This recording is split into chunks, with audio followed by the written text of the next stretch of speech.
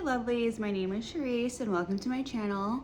So today I am going to be sharing with you my experience with Van Cleef Arpels in Las Vegas and some tips that I wish I had known prior to purchasing my first piece. So without further ado, let's jump right into that and then I will reveal my unboxing. So I received this box from Van Cleef Arpels on the 5th of July of this year. So literally a week ago. And let me tell you, this was quite the challenge to getting to where we're at today, and I can't wait to share it with you. If you guys watch YouTube or you scroll through Instagram or things of that nature, you will see a ton of people with these Van Cleef Arpels 5 motif vintage Alhambra bracelets. You'll see the necklaces. They're super stunning. And a friend of mine who's local, her name is Sid, she has one in yellow gold and onyx. And one of my favorite YouTubers, Freya Killen, she has a yellow gold and onyx, and she has a yellow gold in guilloche. Super stunning with her Cartier Love stack. So, you know, it gave me a lot of inspiration, and I thought maybe I want to try what the hype is with this Van Cleef Arpels thing. So went on their website, found some pieces I really liked, wrote them down on like a wish list, took some screenshots on my phone, and then I decided to plan a trip to Las Vegas because at the time my current state did not have a Van Cleef Arpels available to us. So I'm not someone who will spend that much money without seeing something first. So I booked a trip for like 3 days in Las Vegas. Long story short, that trip took me 7 days almost, but it was slightly worth it, and I'll explain. So my first tip is listen to your gut and explore all your options, whether that's in pieces or if that is in like being an open mind as far as just different things. So what I mean by that is like, is there like wait list? Do you need to like do a pre-order, or you know, is it better just to try something completely different as far as like metals or stones or, you know, things of that nature? And I'll explain why, which is because when I was in Las Vegas, I went to my first Van Cleef Arpels store after realizing you need appointments for these, because Vegas I think has almost maybe 4 or 5 locations of Van Cleef Arpels. I'll put the exact number in the description just so you guys have an idea of like where they all are. I went to the one in Aria in their crystals like forum, if you will, and I went over there after I went to Hermes and I was asking about a particular bracelet that I looked at and a particular necklace and all of those fun pieces, and one of the pieces the lady said, oh, that one's not so great, it's kind of dull, it's like not super shiny, nah, I wouldn't do it, and you have to like order it, it's like super hard to get. And in my head I'm like, oh, that's such a bummer, like I'm so sad. But then part of me was also like, well, maybe it's a good thing in the sense of like, she knows these bracelets and these necklaces, she's seen them day in and day out, she works with them, she sells them, maybe she knows that there's like a quality control issue with them or something. So let's just look at what she has. So I did ask to see other items that she did have. One was the black onyx with yellow gold, and the other one was the blue agate with yellow gold. She did show me some other super fancy pieces, and guys, if I had 20 or even 15,000 to spend on them, I absolutely would have, but I just don't. That's not in my budget. But they were beautiful, and they are definitely wish list items for in the future. However, it was kind of awkward because she kept pushing me to buy the agate piece, and while I love blue agate, I feel like it's not very, that one was more of like almost like a navy blue because it was so deep versus like a Caribbean or like a royal blue. I wanted it somewhat like brighter of a color. So long story short is I decided to settle for the black onyx and yellow gold. It still looks stunning. Don't get me wrong, like it is a beautiful piece. It actually matches really well. Van Cleef Arpels, their yellow is a little bit lighter than say like Cartier or some other brands, even though it's 18 karat. So it's a little more flattering, and I feel like it matches a little bit better when you mix the metals with rose gold, as I wear a lot of rose gold. If you can't see, my Cartier Love is in rose, and then this is obviously just a tennis bracelet, so ignore that. But yeah, I wanted it to match this. So essentially, I left that store and I went to the other VCAs because I just wanted to see like what they would say about the other item I was looking for. Like, is it hard to get? Is it really bad? I wanted to do my research because at the Van Cleef Arpels that I went to in Aria, they did not have anything in that style of piece to show me. Not a bracelet, not a necklace, not a ring. So I was like, well, I can't just rule it out. I haven't seen it in person. So I went to like the one in Bellagio, I went to the one in Wynn, and I went to the one in, what's it called? Caesars. And some of them did have the exact piece I was looking for, but they were on reserve for someone who already purchased it and they're just coming to the store to pick it up. And everyone told me the wait list is something you can do.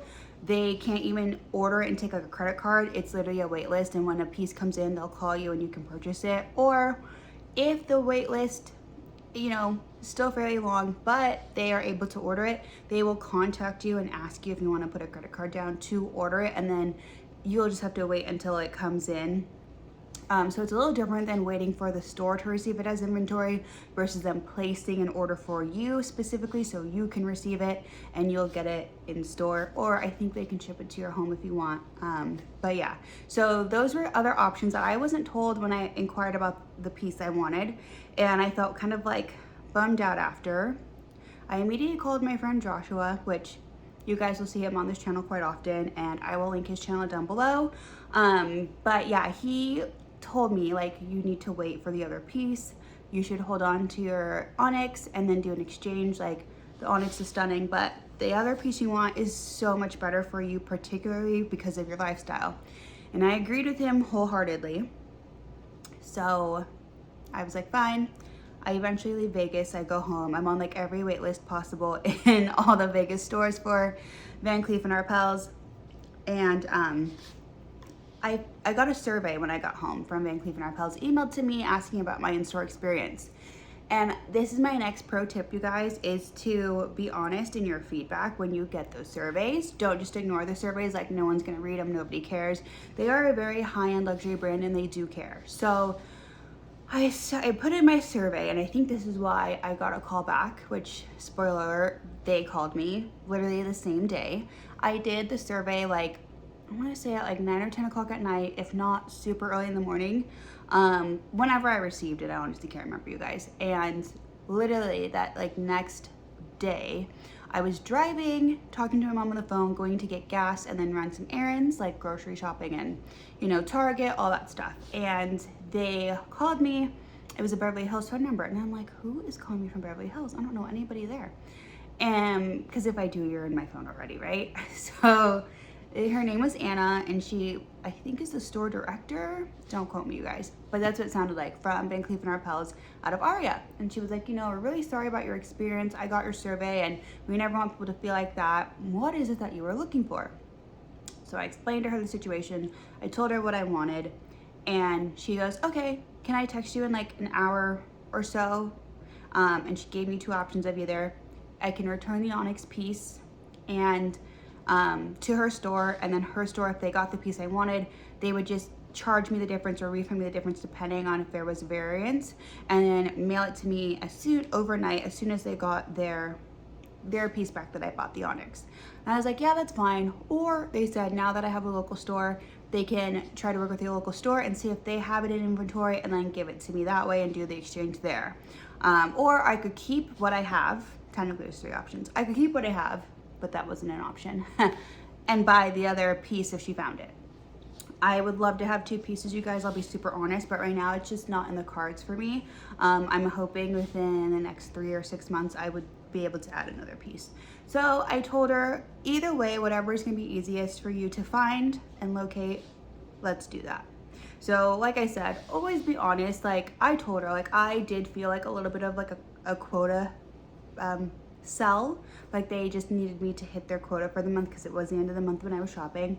And it didn't feel like I was told all the information. So that brings me to my next tip. Ask a ton of questions. Ask what the service is, ask what the warranties are, ask what the costs are further down the road. Because what I will say with Van Cleef & Arpels, they do have a really great aftercare service. And so from the day you buy your bracelet or your necklace or whatever you have a year to get it sized free of charge. After that year, if you ever need it sized up or down, it'll cost a small fee, which I'm okay with, but that's nice to know. I have like a year to where, okay, let's say I lost weight or let's say I gained weight and I needed to add or subtract links to a necklace or a bracelet or to fix a ring. I think that's really great to know that. So that was great. And then like, let's say I kept my onyx bracelet. Spoiler, I did not. If I did, and let's say I broke a stone, they can replace one of them, right? For a cost. So that's good to know those things when you're spending so much money on these pieces.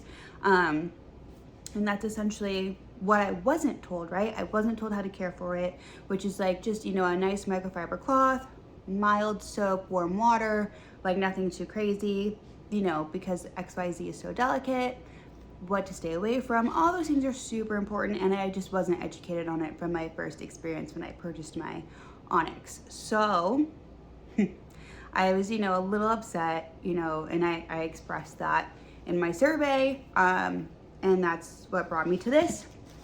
So this big giant box, I'm gonna open it and show you what comes in it when you purchase. So the opening of the box looks like this. It says Van Cleef & Arpels. And let me see if I can shimmy it out, because it's like really tightly packed in here. It's like perfect size of a box to put this in. So the box has little silk tabs on both sides, and you just pull one side, whichever side, and then the lid comes off. And in here, you have an envelope, and I will show you what's in there. So in this envelope, you have, if I could open it, you have a receipt, I believe, which I do, and it has their name.